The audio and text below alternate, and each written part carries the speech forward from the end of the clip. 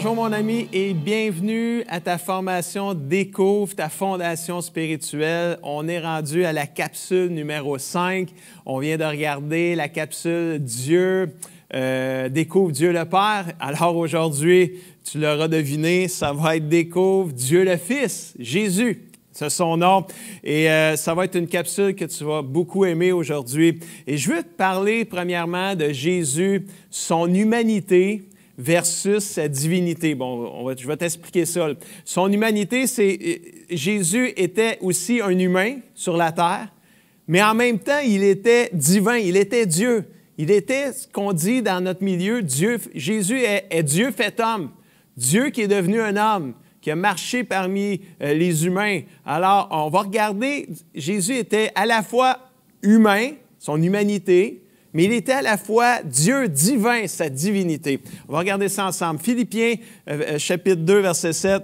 Tout ce qu'il avait, Jésus, là, tout ce qu'il avait au ciel, il l'a laissé. Il s'est fait serviteur. Il est devenu comme les hommes et tous voyaient que c'était bien un homme. Alors ça, là, c'est Jésus.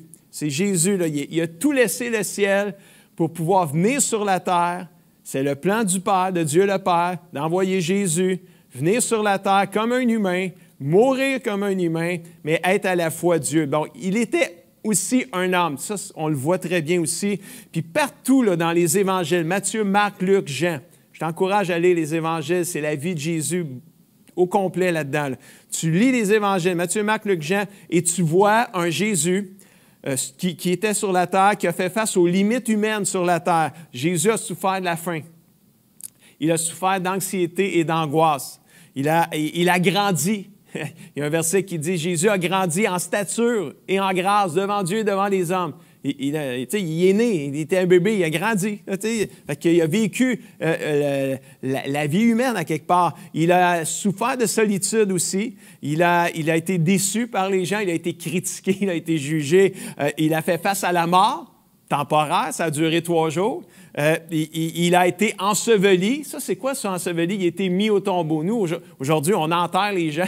Eux autres, dans ce temps-là, ils les mettaient dans un tombeau. Ils les ensevelissaient. C'était le terme là, qu'ils employaient. Il a été mis au tombeau. Mais il est ressuscité. Fait qu'il n'est pas resté là-dedans longtemps. Et on voit qu'il a souffert d'angoisse dans Luc 22, 44, tout juste avant d'aller être crucifié sur la croix, mourir sur la croix. La Bible dit « saisi d'angoisse ». Jésus priait avec encore plus d'ardeur et de ferveur.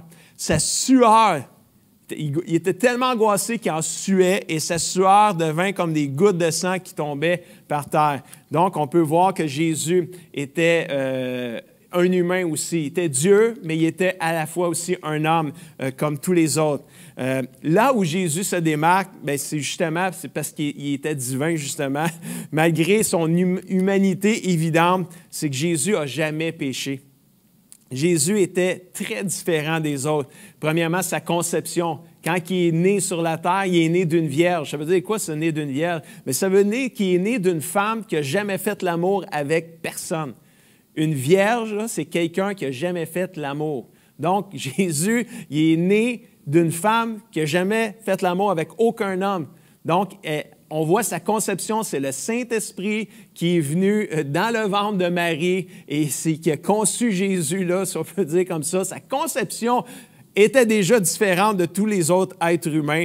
Il y a aussi qui fait de lui un être différent, sa naissance qui était différente. En même temps, il est né dans une étable et non pas dans un hôpital. Déjà là encore, sa conception, sa naissance, le fait qu'il était aussi sans péché, il n'a jamais péché, bien là, il confirmait qu'il était un Dieu et pas juste un homme. Donc, Jésus était à la fois homme, à la fois Dieu. Il avait une autorité quand il prenait la parole et les gens en étaient grandement étonnés. Quand il a fini ce qu'on appelle son sermon sur la montagne dans Matthieu 5, 6 et 7, regardez ce que les gens disaient de lui. Quand Jésus a fini de dire toutes ces paroles, les foules sont très étonnées par sa façon d'enseigner.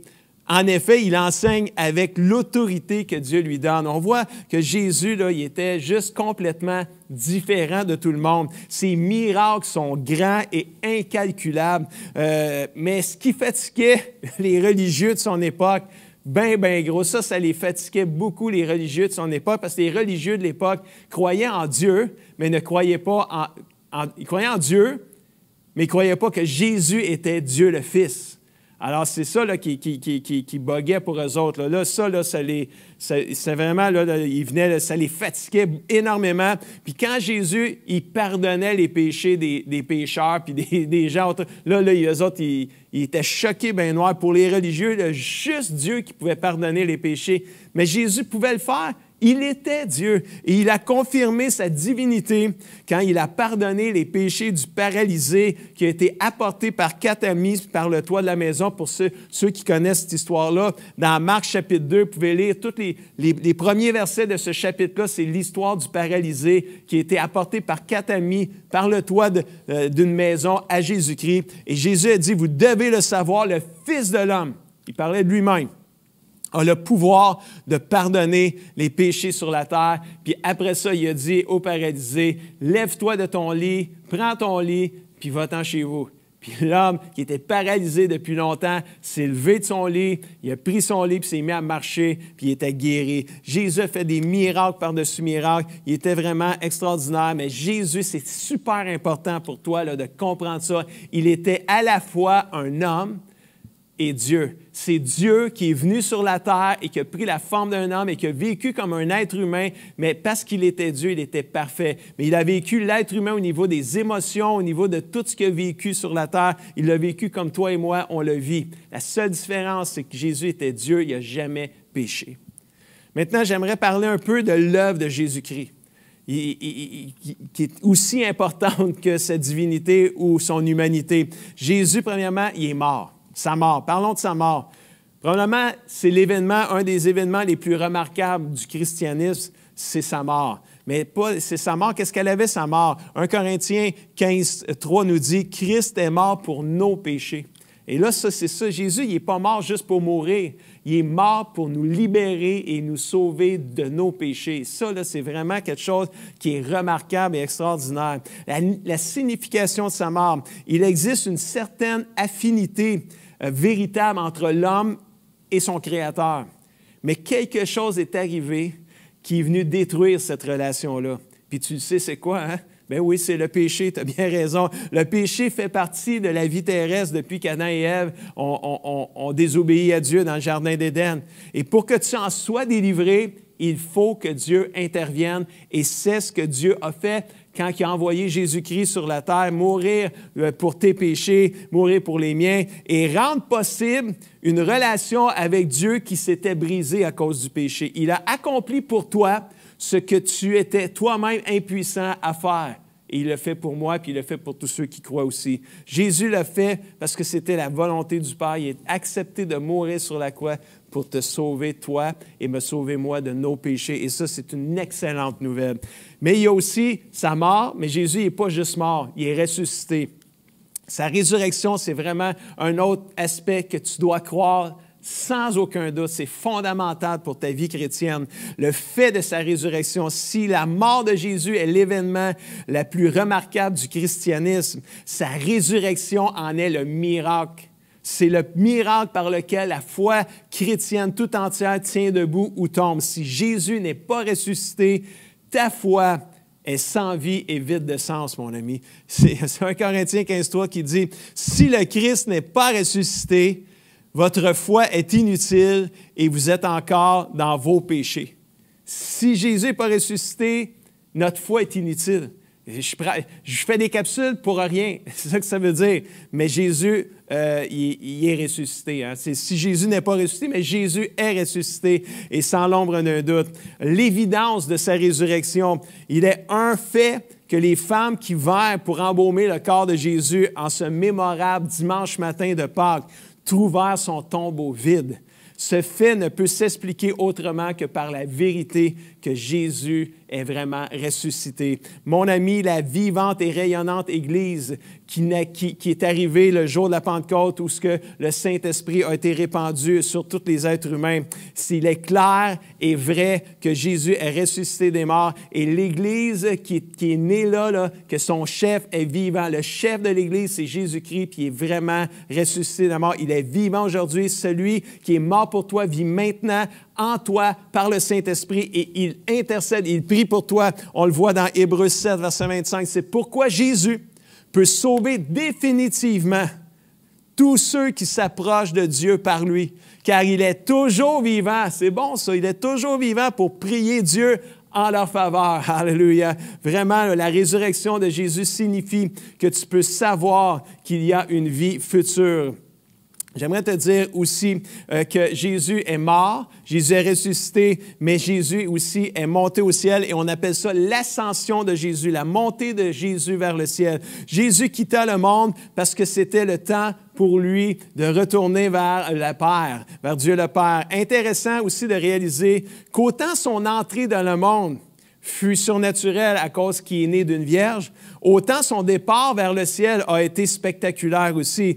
Acte 1:9 nous dit, après que Jésus a dit cela, il a dit aux disciples, allez dans une chambre pour prier avec 120 personnes et attendez la venue du Saint-Esprit, le Consolateur. Après avoir dit cela, Jésus monte au ciel sous les yeux de ses apôtres et ensuite un nuage le cache et ils ne le voient plus.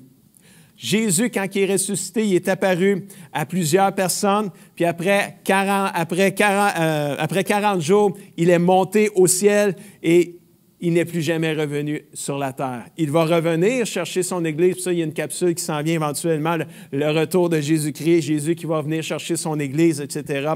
Je vais en parler dans une autre capsule éventuellement.